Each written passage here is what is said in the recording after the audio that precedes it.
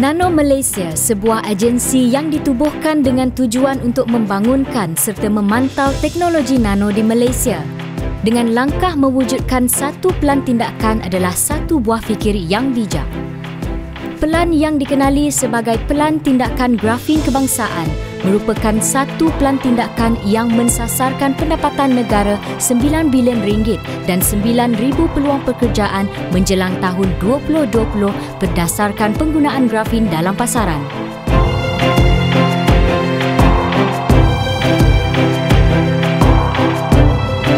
Grafin yang telah wujud lama kini telah dikenal pasti sebagai suatu bahan untuk membantu meningkatkan lagi prestasi sesuatu bahan lain yang sedia ada.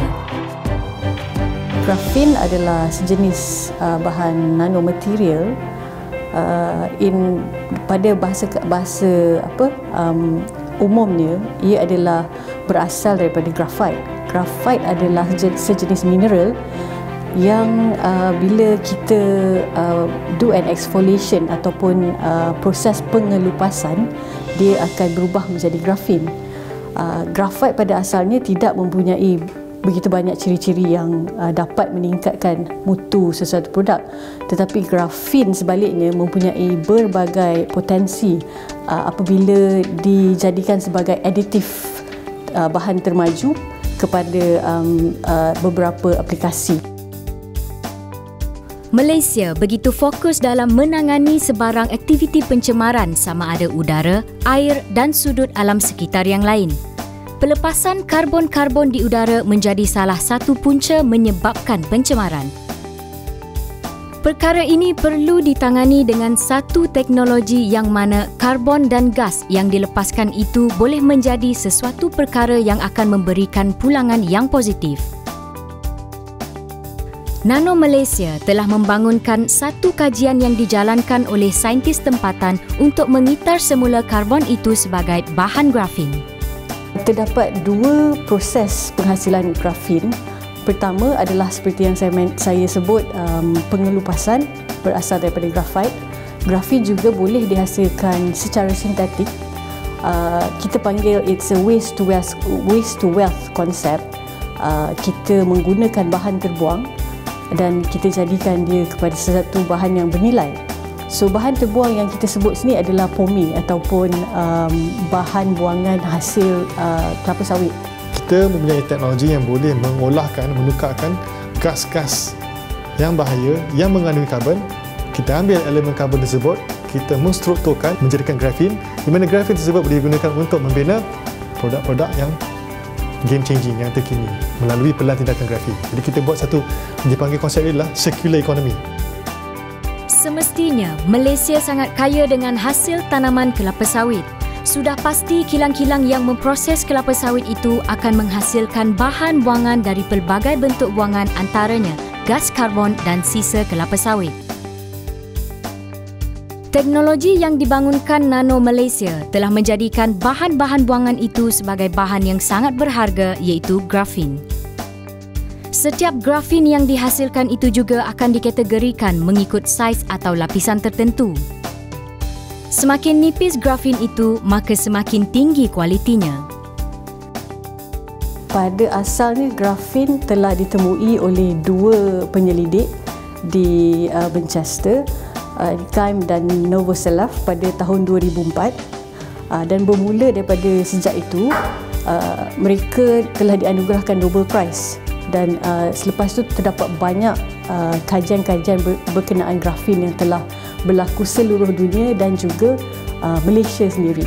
Di Eropah, mereka mempunyai satu program yang agak sama dengan apa yang kita buat di Malaysia. It's called a Graphene Flagship Program ataupun flagship program untuk grafin, di mana dia bekerjasama dengan industri dan universiti untuk menghasilkan produk berasaskan grafin.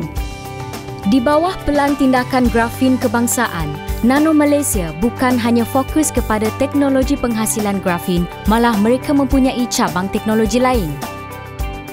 Teknologi yang dibangunkan bersama dengan pihak universiti dan industri adalah teknologi pengaplikasian bahan grafin itu ke dalam sesuatu produk. So antara objektif tindakan ini adalah untuk menggalakkan industri di Malaysia untuk berinovasi dengan grafin. Sebab kita tahu pada masa bila dia dimulakan, program ini telah dimulakan pada tahun 2014. Setelah kajian yang telah dilakukan, ia dapat membantu membangunkan ekonomi negara. MIMOS adalah Pusat Penyelidikan dan Pembangunan Negara Malaysia. Sebagai agensi strategik di bawah Kementerian Perdagangan Antarabangsa dan Industri, MITI, MIMOS menyumbang untuk mengubah industri Malaysia menerusi platform, produk dan penyelesaian teknologi yang boleh dipatenkan. Sepanjang 12 tahun yang lalu, MIMOS telah memfailkan lebih daripada 2,000 harta intelektual dalam pelbagai bidang teknologi dan merentasi kawasan sosio-ekonomi utama.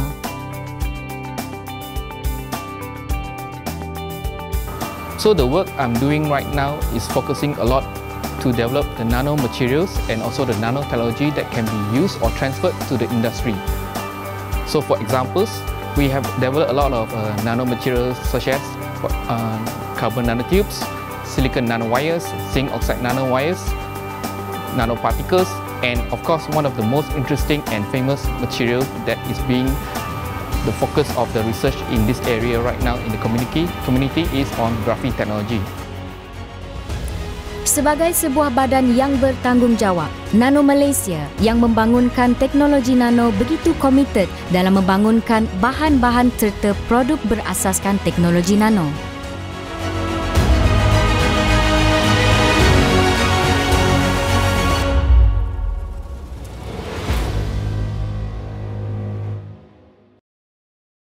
Melayani peranan utama dalam perjalanan transformasi digital Malaysia, MIMOS berusaha untuk mewujudkan budaya inovasi dengan memupuk hubungan dengan pihak berkepentingan dalaman dan luaran dalam semangat perkongsian pintar dan model serta strategi pertumbuhan inklusif. Mempunyai pengalaman yang lama dalam pembangunan teknologi, MIMOS tidak ketinggalan untuk menghasilkan grafin dengan teknologi sintesis. So at the start, we are going to do a deposition of thin film or catalyst on the wafer itself. So the thin film is basically a very thin layer of material that we want to put on top of the wafer. That will help to reduce the temperature of the reaction at the later stage and also to increase the reaction process. So the material that we are going to put on the wafer is, for example, copper and also nickel. So the evaporation deposition process is called the E-beam evaporation process or RF sputtering process. Selesai sahaja proses pertama, bahan tersebut akan dimasukkan ke dalam suatu alat yang mana alat tersebut membekalkan gas yang mengandungi karbon. Proses ini amat penting kerana gas karbon tersebut merupakan sumber utama dalam menghasilkan grafin. Dari tekanan suhu yang tinggi, grafin akan mula terhasil. Namun setiap proses penghasilan itu akan dipastikan dengan menggunakan alat khas. Once we have synthesized this graphene material, we need to validate whether there exists graphene material on top of the wafer. But because it is so small, it is practically invincible to the naked eye. So what we need to do is we need to put this material onto a system which is called a Raman spectroscopy. So basically we need to shine a laser on top of this graphene, and due to the reflections and absorbance, it will give a signature signal to the system. Once we have the graphene material, this graphene material can be applied for many applications based on the user's perspective. Selepas dipastikan penghasilan itu berjaya, maka grafin itu boleh diaplikasikan kepada beberapa produk lain seperti tekstil, sensor dan elektronik. So in MIMOS, we also developed another technology which is called the graphene conductive ink based on this graphene material, which we can actually print them onto flexible substrate or plastic, and you can actually make a device out of it. So basically we can make flexible electronics using this graphene material. Seperti yang kita ketahui, papan litar dalam setiap produk elektronik seperti komputer, televisyen dan lain-lain tidak fleksibel, bermaksud ia tidak boleh dibengkokkan. Ini kerana ia menggunakan copper dan chip-chip yang konvensional. Biasanya diorang guna copper untuk buat circuit board tu. Lepas tu kita biasalah kan, kata dah rosak kita buang macam tu je. Kita tak ada proper channel untuk kita recycle ke apa. So buang maknanya dia akan membahayakan alam sekitar lah. Tapi dengan menggunakan material yang nano kita orang cipta, iaitu daripada carbon base, dia lebih selamat, lebih untuk environment friendly dengan alam sekitar. Kajian organik konduktif phase ini telah bermula sejak dari tahun 2005 dan ia telah melalui pelbagai ujian dan kajian bagi memastikan produk yang dicipta itu berkualiti dan selamat. Satu lagi harta intelek berjaya dihasilkan. Kini ia akan menjalani fasa seterusnya, iaitu fasa industri atau pengkomersialan. Dalam sektor semikonduktor, produk ini boleh menghasilkan pulangan yang baik untuk masa akan datang. Cara baru ialah menggunakan paste. Kita boleh printkan sahaja on the copper board melalui secara dia boleh print dan juga dengan 3D printing pun boleh. Dengan 3D printing biasa, 3D printer biasa kita pernah cuba printkan dengan on the circuit board, setebal mana, nano size ke atau setebal ni, kita boleh ganti dengan normal circuit board. Itu yang industri yang paling dekat. Industri yang kami boleh tengok juga untuk bateri. Dia orang luar negara cuba ialah untuk letak paste ni dengan lithium ion. Tapi dia orang punya teknologi paste bukan secara organik. Kami punya paste organik. Mereka percaya karbon nanophase ini boleh dikembangkan aplikasinya kepada pembuatan sensor. Ini kerana bahan nano mempunyai daya sensitiviti yang tinggi. Organic Conductive Paste ataupun lebih mesra dikenali sebagai OCP merupakan liquid based solution di mana ia menggabungkan 3 benda penting yang di dalamnya, iaitu yang pertama adalah M-xylene, yang kedua adalah alpha-terpinol dan yang ketiga adalah linseed strain oil. Linseed strain oil merupakan carrier ataupun vehicles di dalam kita punya binder. Ada M-xylene merupakan solvent dan alpha-terpinol adalah sebagai thickening agent. Dan apabila ketiga-tiga benda ini bersatu, so dia akan menghasilkan organic conductive paste. Untuk memastikan suatu rangkaian produk itu berjalan dengan lancar, sudah pasti bahan asasnya, iaitu grafin, dapat dihasilkan dengan konsisten dan berterusan. Langkah-langkah untuk nak buat organic conductive paste, mula-mula kita akan timbang kita punya carbon based material, iaitu carbon nanotube, menggunakan weight band balance. Selepas itu kita akan campurkan kita punya CNT tadi ataupun carbon nanotube ke dalam campuran kita punya organic binder kita, iaitu linseed strain oil, M-xylene dan alpha-terpinol. So semasa proses pencampuran ada beberapa prosedur yang perlu dipatuhi. Yang pertama dari segi kelajuan putaran kita punya mixer. So range putaran adalah antara 500 RPM sehingga ke 1000 dan suhu mestilah berada pada kedudukan 40 Celsius ke 45 Celsius. Ini untuk nak memastikan kita punya alpha-terpinol itu tersejat untuk first stage sebelum kita lakukan proses penjajatan waktu proses pembakaran. Selepas kita selesaikan proses mixing, kita akan teruskan dengan proses kita panggil sebagai screen printing. So dalam screen printing ini ada beberapa elemen ataupun part yang perlu kita ada. Yang pertamanya kita perlukan screen printing, yang kedua kita perlukan squeegee dan yang ketiga kita perlukan kita punya organic conductive paste itu sendiri. So semasa proses screen print selalunya ada beberapa kaedah untuk screen printing. So yang pertama adalah mengenai screen printing teknologi dan yang kedua adalah Dr. Blade. So yang selalunya kami gunakan adalah menggunakan teknologi screen printing teknologi yang secara manual. Dengan bantuan teknologi tinggi yang terdapat seperti di MIMOS dan Universiti Putra Malaysia, perpindahan teknologi itu boleh dipindah terus kepada pihak industri untuk dikembangkan dalam fasa komersial.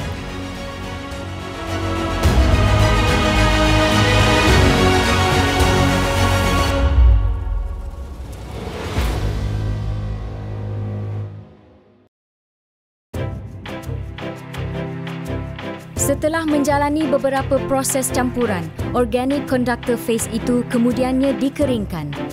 Selepas proses printing, so kita akan keringkan kita punya paste tadi untuk jadikan kepada thick film menggunakan kaedah firing. Kita gunakan mesin pengeringan kita adalah furnace, iaitu LT furnace. So suhu pengeringan adalah bermula daripada 100 Celsius sehingga mencecah 300 Celsius bergantung kepada aplikasi yang industri mahukan. Dia sebenarnya kalau untuk pemahaman umum, sebenarnya yang paste kita buat ni, cara dia nak buat mudah saja, macam kita buat kek je. Mana kita ada, macam contoh kita ada ni sebagai tepung, lepas tu kita ada minyak, contoh ada telur, kita campur dengan resipi yang betul, so kita akan dapat bahan yang kita nak. Macam kami dengan resipi yang betul, kami dapat buat electronic circuit ni lah. Peringkat pertama adalah mengeringkan organic conductive phase sebelum ke peringkat kedua, iaitu pembakaran. Manakala peringkat ketiga pula ialah peringkat penyejukan. Selepas itu, bahan yang telah siap tadi akan dikenal pasti dengan melihat ciri-ciri yang terdapat pada bahan tersebut. Ini bertujuan untuk menentukan apakah ianya akan sesuai dengan aplikasi yang akan digunakan. Dan organic conductive paste ini akan kita mixkan dengan karbon nanotube untuk menghasilkan OCP itu tadi. Aplikasi OCP ini boleh digunakan untuk sensor, aplikasi RFID dan printed circuit. Dia juga boleh digunakan untuk smart textile dan juga flexible devices. Dengan bahan asas daripada bahan buangan iaitu karbon, sudah pasti kos untuk penghasilannya akan menjadi lebih murah apabila ia sudah betul-betul dikomersialkan. Dicipta dari bahan organik, sudah pasti akan dapat membantu mengurangkan pencemaran pada alam sekitar. Langkah baik ini membawa satu cabang teknologi dalam memperkasakan teknologi hijau. Ini merupakan prototipe wiring di dalam rumah menggunakan 100% organic conductive paste sebagai wire di dalam rumah, menggantikan copper wire yang ada. Seperti mana yang kita tahu, kalau kita buat wiring dalam rumah, dia akan jadi berserabut dari segi sistem wiring. So menggunakan OCP, sistem wiring akan jadi lebih teratur dan selamat. So kita boleh ikut, tak kisahlah corak mana yang kita nak buat, it depend on us. Desain macam mana kita nak buat, itu bergantung kepada tuan rumah itu sendiri. So saya tunjukkan anda, ini merupakan salah satu daripada contoh desain circuit di dalam rumah. Yang ini kita buat satu-satu circuit di setiap bahagian dalam isi rumah. Ada di dalam ruang tamu, bilik, dapur dan juga master bedroom. Selain itu, sistem pendawaian elektrik juga akan menjadi lebih kemas dan yang paling menarik, ia boleh direka bentuknya mengikut kehendak tuan rumah itu sendiri. So for an example of this graphene application in the market right now is you can see a lot of this material being used in composite as a additive in composite, such as to make, for example, racket frame, car frame, bicycle frame. But in terms of electronics, you'll be able to see a lot of them in the industry which has started a lot of work in terms of display technology. So because graphene is so thin, it is typically transparent. So you can ultimately use this to put on the screen and it can be used to make a very fine and flexible display for use in, for example, computers, mobile phone and etc. Sekarang teknologi ni dah ke tengah dengan ada kami sudah komersialkan kepada satu industri, satu company. So tugas company yang melesenkan teknologi ni ialah untuk membangun dengan secara skala lah. Dan kami percaya company ni boleh membawa teknologi di ke depan. Daripada segi gender, bagi kami lah dalam terlibat dalam bidang nano ni, sebenarnya bidang nano ini adalah luas. Dan dia boleh, sebenarnya dengan adanya nano, dia akan memudahkan kehidupan manusia dan di samping itu lestari. Dan di samping itu kami berarti dengan menggunakan bahan nano ni, apa yang kami buat, dia akan menaikkan dari segi kecekapan libas peranti yang kami buat dengan menggunakan bahan nano. Walaupun Organic Conductive Phase atau OCP ini bukanlah menjadi yang pertama di dunia, tetapi ia menjadi satu harta intelek buat negara Malaysia. Ini lebih bermakna kerana ia boleh dikongsikan terus kepada setiap pengguna. Inilah salah satu cabang yang mengaplikasikan teknologi nano dalam sektor-sektor yang menjadi fokus oleh Nano Malaysia. Usaha Pelan Tindakan Grafin Kebangsaan diharap akan terus menjadikan bahan-bahan nano sebagai satu suntikan industri supaya terus maju pada tahun 2020.